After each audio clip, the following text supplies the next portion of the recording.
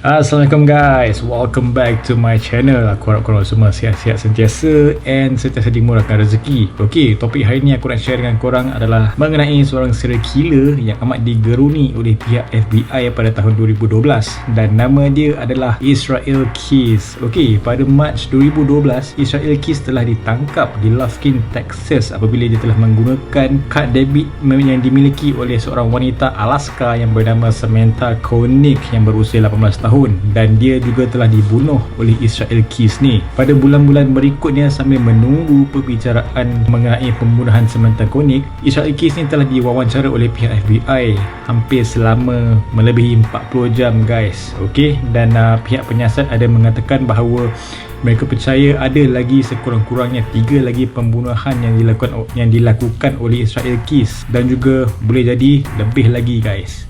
So, tanpa membuang masa lagi, kalau korang tahu dengan lebih lanjut, let's get into the video.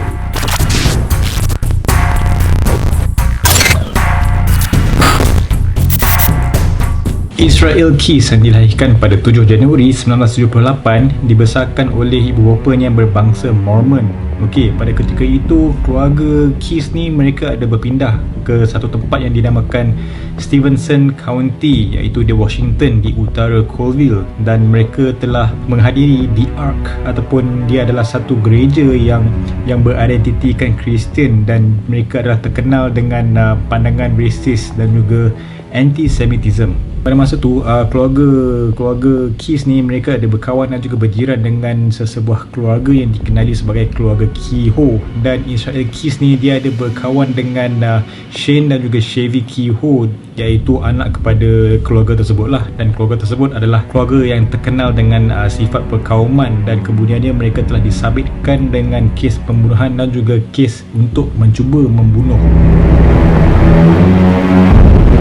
So pada Israel Keyes ni pada masa umur dia 20 tahun lah, okay? Pada umur 20 tahun dia ada join tentera darat Amerika Syarikat, dan dia telah ditugaskan di Fort Hood, Fort Louis dan juga di Mesir sebelum dia dihentikan dengan terhormat pada tahun 2000. So and then pada masa dia muda dulu dia ada menolak agama sepenuhnya tau, and then dia telah menyatakan bahawa dia adalah seorang atheist, dan kemudiannya dia telah berjinak-jinak dengan Satanism. So daripada situ kan kehidupan kekejaman Israel Keyes ni telah bermula sebelum lagi dia join angkatan tentera, and dia juga telah mengaku bahawa dia telah merogol seorang gadis di Oregon antara tahun 1996 hingga 1998. Dia juga ada memberitahu seorang ejen FBI bahawa dia telah memisahkan gadis tersebut daripada rakan-rakannya yang mereka tengah melepak tu, and dia telah merogol tetapi dia tidak membunuhnya. And also dia ada juga memberitahu pihak FBI tersebut bahawa dia ada merancang untuk membunuhnya, tetapi Keyes tidak membuat begitu. So daripada situ, itu adalah antara senarai panjang lah ataupun list panjang lah daripada kes-kes jenayah si Israel Keyes ni, selain daripada kes pencurian dan juga rompakan, dan di mana yang dalam segala semua kes itu pihak berkuasa masih lagi menyiasat garisan masa untuk segala kes-kes jenayah Israel Keyes ni. Menjelang tahun 2007, Israel Keyes ada menubuhkan syarikat pembinaan yang dinamakan sebagai Keyes Construction, dan di situ di mana markasnya iaitu di Alaska, dia juga telah menjelajah di seluruh negeri ataupun di seluruh wilayah di negara Amerika Syarikat. Why dia buat macam tu adalah dia hendak mencari mangsa untuk membunuhnya. So dia akan travel pergi balik berkali-kali tau sejak tahun 2004, and dia ada dia punya own set of plans tau. Okay, dia ada standbykan duit, dia akan standbykan segala senjata dan juga tempat di mana dia akan tanam segala alatan pembunuhannya, so that dia boleh menggunakan dia untuk membunuh setiap mangsanya. Gila dahsyat tu planning dia ni, memang plan ahead lah. Okay, and ada yang dikatakan dia ni juga ada membuat dia punya senjata sendiri, seperti contoh silencer tau. Okay, kau tahu silencer yang kedap bunyi kat pistol tu kan. So benda tu dia ada invent benda tu sendiri untuk digunakan atas pembunuhan semua mangsanya guys. So apa yang dikatakan olehnya kepada pihak FBI, sepanjang perjalanan dia kan, dia tidak dibiayai oleh duit perniagaan dia tau, tetapi duit yang dia dapat itu adalah hasil daripada segala rompakan bank yang dilakukan olehnya. Pihak penyiasat juga ada mencuba untuk menentukan berapa jumlah rompakan bank yang telah dilakukan oleh Israel Keys ni, so that dia boleh menampung segala pembelanjaan perjalanan dia itu guys. Dan ia juga tidak diketahui betapa sampai tahap mana Israel Keys ni menjalankan pembunuhan secara rawaknya. Dan penyiasat juga telah mengesyaki ia bermula 11 tahun sebelum penangkapannya, and itu adalah tidak lama selepas dia berhenti daripada angkatan tentera. So every serial killer kan, dorang punya modus operandi yang tersendiri tau. So tak lain lah dengan Israel Keys ni. So menurut Keys ni, dia akan pergi ke beberapa kawasan di negara tersebut dengan membawa kereta, and dia akan memandu sampai kadang-kadang beratus-ratus batu guys, okay, supaya dia boleh mencari mangsa untuk membunuh. Dia juga akan menyiapkan segala duit, segala alatan pembunuh dia kan, and sampaikan dia akan target dekat mana tempat-tempat yang dia akan tanam segala alatan dia tau, alatan membunuh dia, seperti contoh skop, beg plastik, duit, and segala pistol dengan silencer ni buat tu kan, dan juga satu botol Drano. Okay, botol Drano ni adalah untuk dia adalah satu cecair liquid yang korosif untuk membuang kesan-kesan darah dan sebagainya lah. Okay, so dia akan gunakan semua alat itu untuk membunuh mangsanya guys. So dia ni boleh dikatakan serial killer yang ada proper planning tau, yang bukan sambil redah dia kan. So dia ni memang every time dia akan think ahead, one step ahead daripada semua orang. Dan ada juga kabar angin yang mengatakan bahawa dia punya alatan pembunuh ni tu telah dijumpai di Alaska dan juga di New York. Tetapi menurut Israel Keys ni, dia mengatakan bahawa semua alatan tersebut adalah dimiliki oleh orang lain. Okay, dan orang lain itu berada di Washington, di Arizona, Wyoming dan juga Texas. So macam mana Israel Keys ni cari dia punya mangsa kan? Okay, biasanya dia akan pergi macam dekat taman, dekat tempat perkemahan dan juga tempat berjalan kaki. So boleh jadi random lah. So that's why FBI macam suspect macam cara dia membunuh ni memang totally random. Dia tak ada spesifik orang ataupun umur ke, kaum ke, lelaki perempuan kan. Dia tak ada. Dia main belasah lah. Sesiapa dia nak bunuh, dia akan bunuh. Lepas tu kan, bila yalah dia dah jumpa tempat mana dia nak aim dia punya mangsa kan. Okey, macam dia ni, kalau dia mencari ataupun dia telah menyasar sebuah rumah, okey, dia akan cari rumah yang ada garaj yang terpasang, and dia punya porch kan, porch yang tak ada kereta, dan juga rumah yang tak ada anak ataupun anjing tau. Okey, so that dia senang untuk dia buat kerja. So itu adalah benda-benda ataupun maklumat yang diberikan oleh Keys kepada pihak FBI. So selepas dia dah melakukan segala pembunuhan dia dengan segera akan meninggalkan kawasan tersebut guys. Okay, dia tak ada nak buang masa nak lepak-lepak situ ke apa kan. Once dia dah settle dia punya job, dia terus jauh. So macam serial killer kan. Okay, serial killer ni memang kita boleh tahu diorang ni memang ada dia punya proper planning, and then diorang ada backup plan ke apa kan. Tetapi mereka tetap akan membuat kesilapan ataupun langkah yang salah yang boleh menjejaskan diorang punya planning tu. So sama juga macam Israel Keys ni. Pada Februari 2012, Keys telah melanggar peraturannya, and bukan satu je tau guys, dia telah melanggar dua dia punya peraturan dia. Okay, so yang pertama adalah dia telah membunuh seseorang di kampung halaman dia, which is dia tak pernah buat pun benda tu sebelum ni, and this time dia buat. Yang kedua, dia telah membiarkan kereta sewanya, gambar kereta tersebut telah diambil oleh CCTV di ATM apabila dia menggunakan kad debit mangsanya. So itu adalah a few things yang dia terlepas pandang, tak silap aku tau. Yang first tu maybe aku tak tahulah dia sedar ke tidak sedar kan, tetapi ini dua orang kata apa, dia dah langgar dia punya prinsip. Pada 2 Februari 2012, Israel Keys telah membunuh seorang wanita Alaska yang bernama Samantha Koenig yang berusia 18 tahun, dan dia ni adalah seorang barista yang bekerja di sebuah kedai kopi di kawasan Anchorage. So plan Israel Keys adalah dia hendak menunggu untuk teman lelaki Samantha ni untuk menjemputnya, and Israel Keys hendak menculik kedua-duanya sekali, tetapi atas sebab-sebab yang tertentu Israel Keys ni dia decide untuk menculik Samantha sahaja.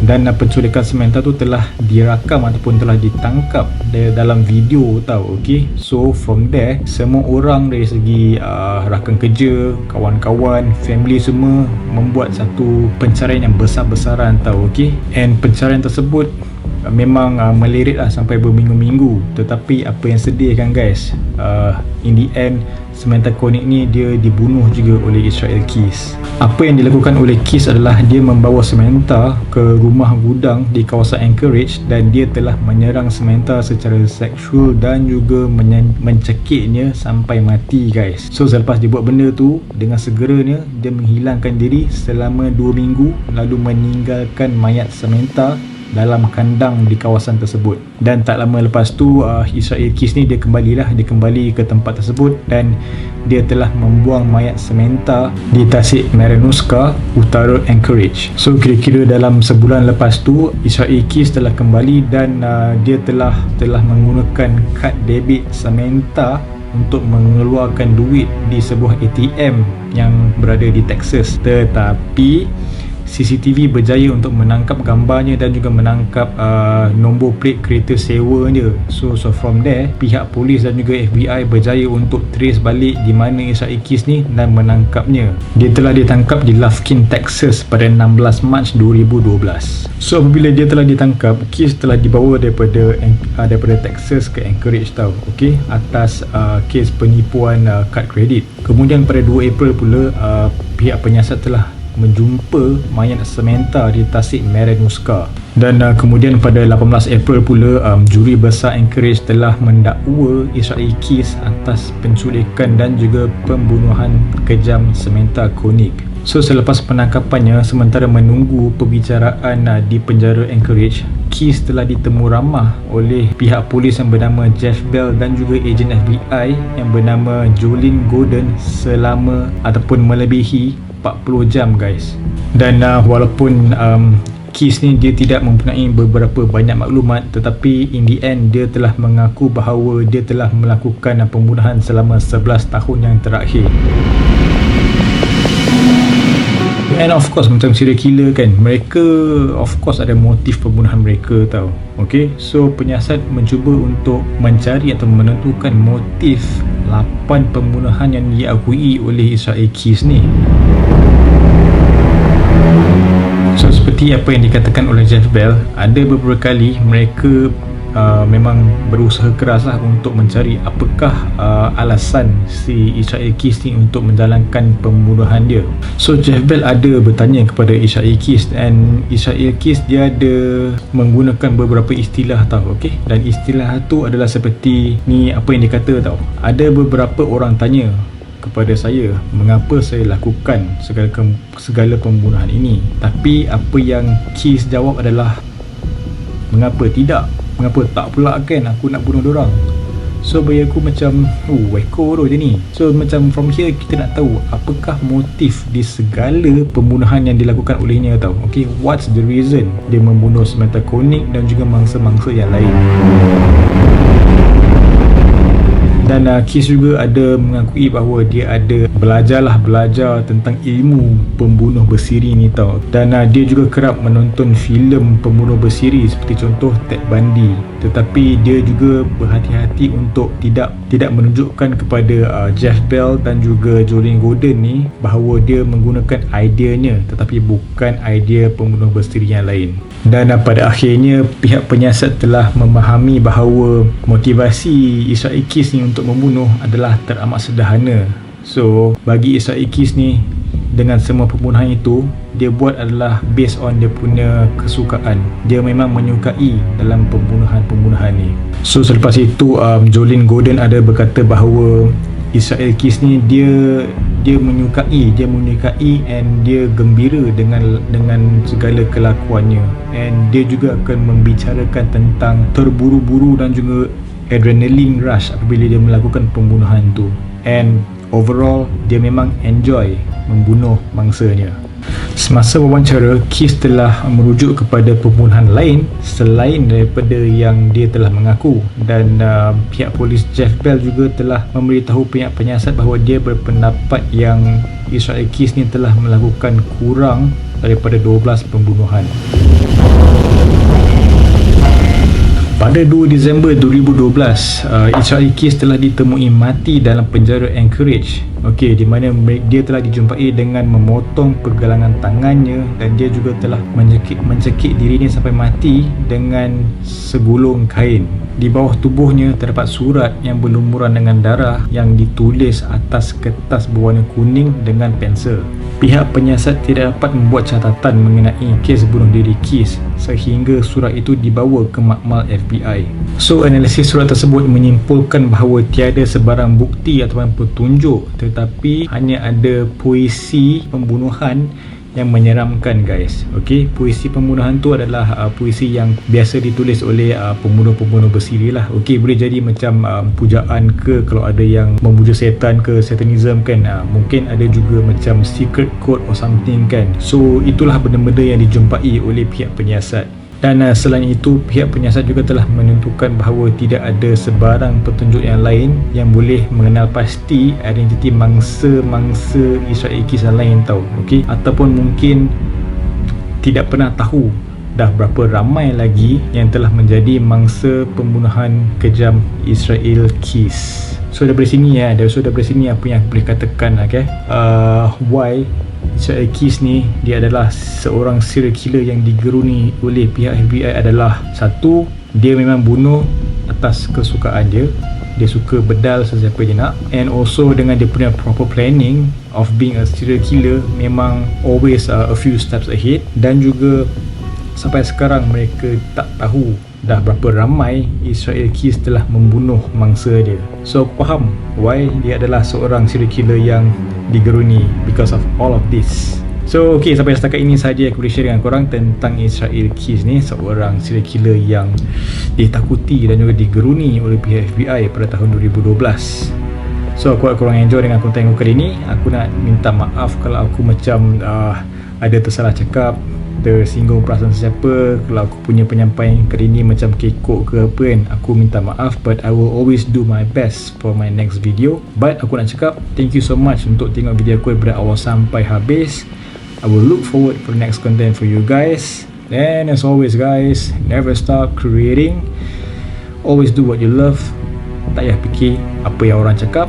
Yang penting jangan susahkan orang lain. Okay guys, stay safe, take care, stay healthy. Assalamualaikum, bye bye.